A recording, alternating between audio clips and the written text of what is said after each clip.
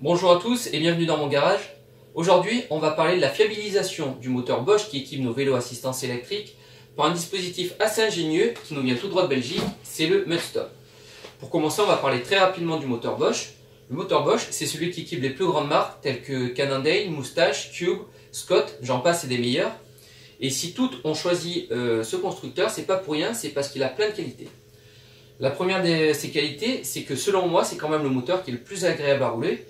Et ce, grâce à ces 4 modes d'assistance, mais qui vont vous permettre justement d'adapter l'assistance au pédalage en fonction de la difficulté de votre sortie, de la difficulté de votre condition physique, ou bien simplement selon votre volonté. Deuxième point positif, c'est que c'est le moteur qui est le moins énergivore. Le moins énergivore, ça veut dire qu'à capacité de batterie égale, le moteur Bosch vous amènera un petit peu plus loin, ou alors lorsque vous arrivez en fin de sortie et que vous êtes complètement cuit, vous pourrez mettre un coup de turbo pour entrer à la maison sans craindre de tomber en panne de batterie.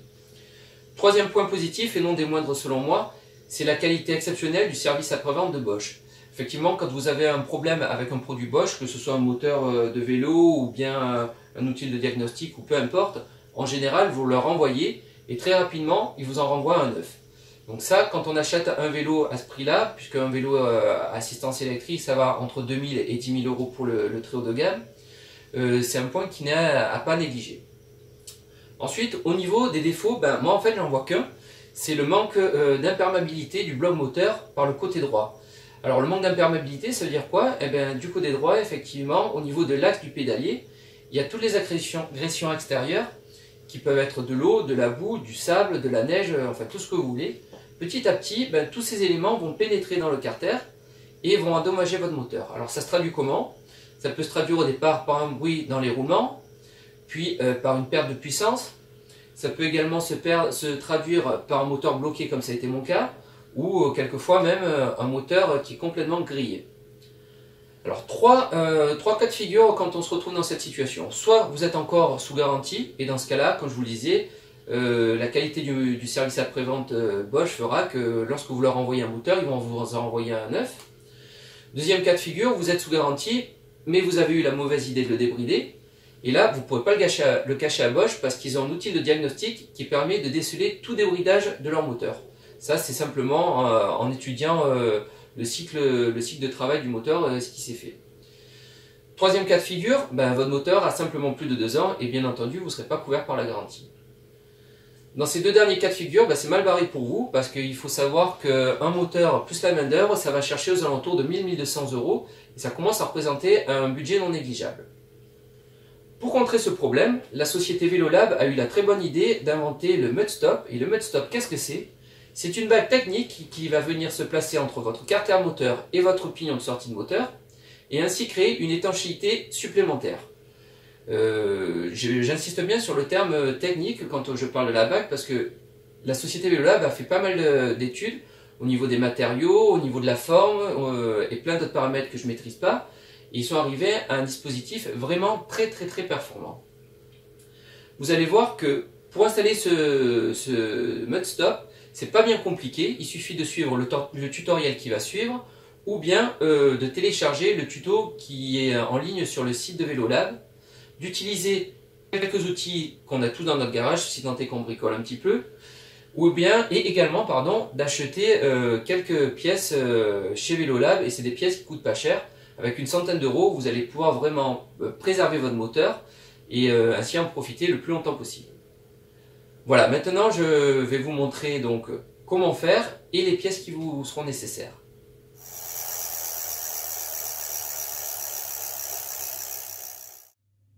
Voilà donc le matériel dont vous aurez besoin pour installer votre Mudstop. Il vous faudra une clé hexagonale de 8 mm, un outil extracteur de manivelle de type Isis, un outil de verrouillage de pignon Bosch, parfois la cloche spécifique de gabarit Mudstop pour découper le protège-carter, le Mudstop bien sûr, la graisse Trave Unit Bosch et uniquement celle-ci, et parfois une lame de cutter pour enlever le joint d'origine Bosch.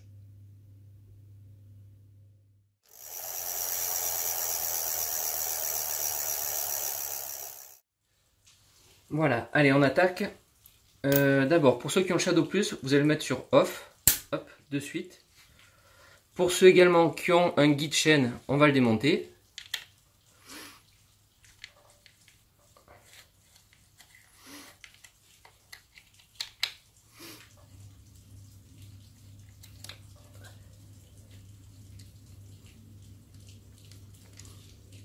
Voilà. Ensuite, on va prendre donc la clé de 8 et on va enlever cet écrou. Comme ceci.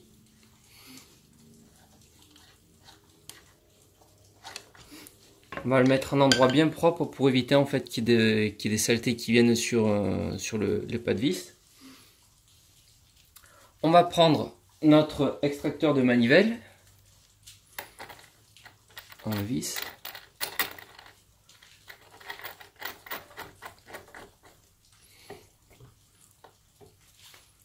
On va continuer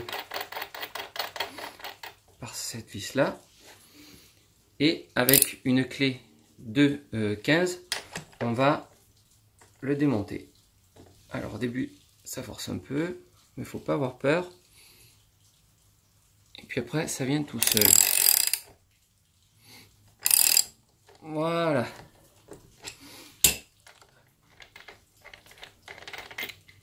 On enlève donc la manivelle et on récupère l'extracteur. Ensuite, on va prendre notre outil pour démonter les pignons Bosch. On va le mettre dans ces crans là et on va bien vérifier le sens pour le serrage et le desserrage. En fait, c'est un pas de vis inversé. Voilà. Ok, il faut juste trouver les dents. Voilà. Et on va le démonter.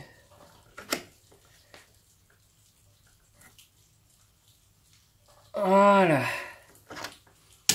Comme ça.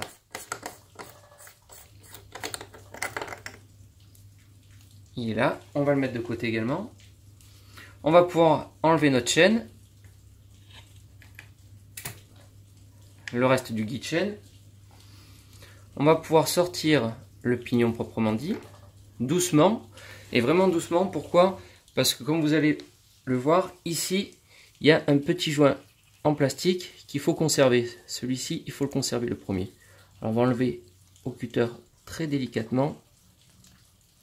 Voilà. Et sans le casser. Hop. On met un endroit propre. Et il y a un deuxième joint qu'il va falloir enlever. Celui-là, pas besoin de le conserver. Il faut un peu le chercher. Avec la lame de cutter, il est là. Hop. On va le faire sortir. Alors c'est presque la partie la plus compliquée de l'opération. On va le chercher. Parce qu'il est quand même pas... Voilà. Là, on l'a vu sortir. Il est là. Hop. Et on l'enlève. Et lui, il servira plus à rien. On garde quand même, on sait jamais, ça peut toujours servir.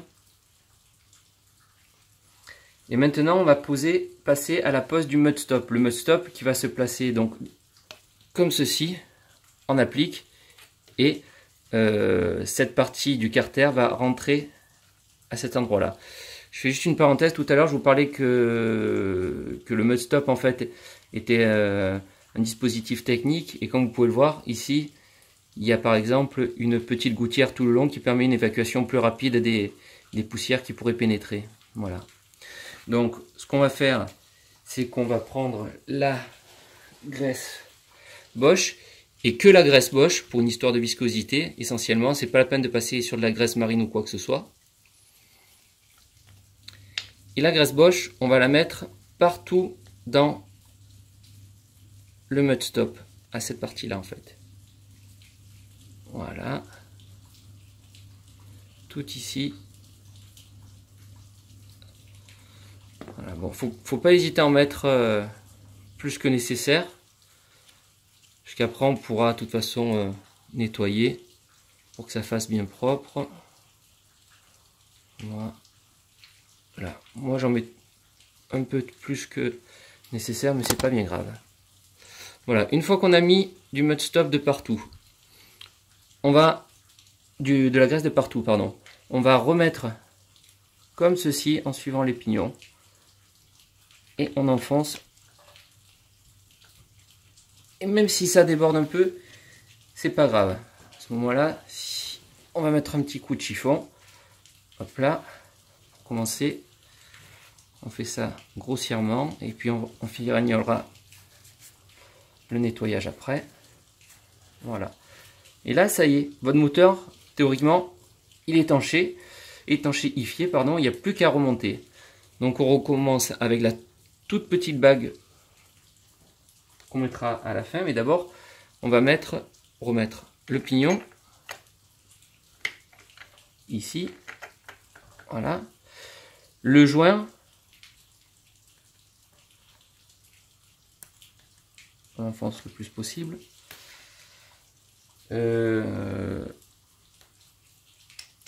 L'outil de verrouillage, donc open cette fois-ci. Tout à l'heure on a desserré dans les sens des aiguilles d'une montre. Cette fois-ci on va resserrer dans le sens inverse des aiguilles d'une montre. On met l'outil comme ceci.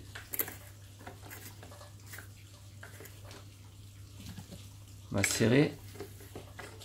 C'est pas bien compliqué puisque derrière, voilà, et vous voyez qu'au fur et à mesure que je serre, il y a encore de la graisse qui ressort.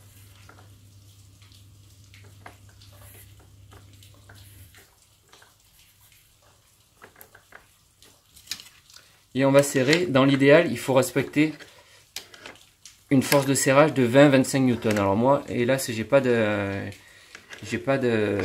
clé dynamo, donc je le fais un peu comme ça et j'irai m'en acheter une pour faire propre. Mais bon, voilà, on enlève ceci. Qu'est-ce qu'on va faire? Maintenant, on va remettre la première partie du guide de chaîne. On va remettre la manivelle en place, dans le bon sens si possible. Pardon, d'abord on va remettre la chaîne, ça peut être utile. Voilà. L'outil de guide chaîne.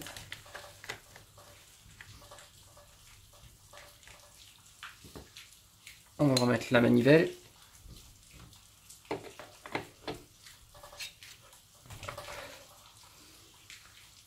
On va remettre l'écrou. Alors tiens, on va en profiter pour mettre un peu de graisse où il faut sur l'écrou. Voilà. Hop.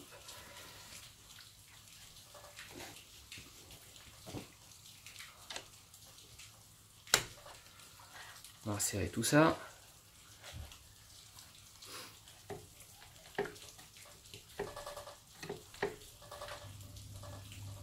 Au niveau du serrage, normalement, pareil, ici c'est à 5 newtons. Pareil, j'ai pas encore l'outil, donc j'irai me l'acheter. Faire les choses comme il faut. On finit par remettre le guide de chaîne.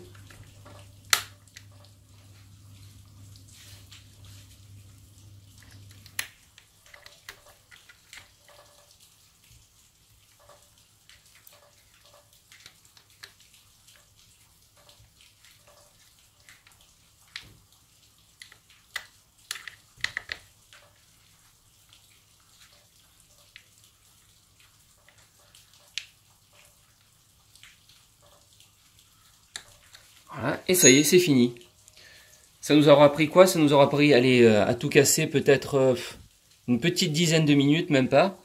Et maintenant, on a un vélo qui va pouvoir aller dans l'eau, dans la boue, dans le sable, enfin tout ce qu'on peut, tout ce qu'on veut. Et qui aura une étanchéité vraiment très performante. Voilà, j'espère que ce tuto vous aura été utile. N'hésitez pas à le faire. Si vous avez des questions, ne vous gênez pas également. Et puis à très bientôt.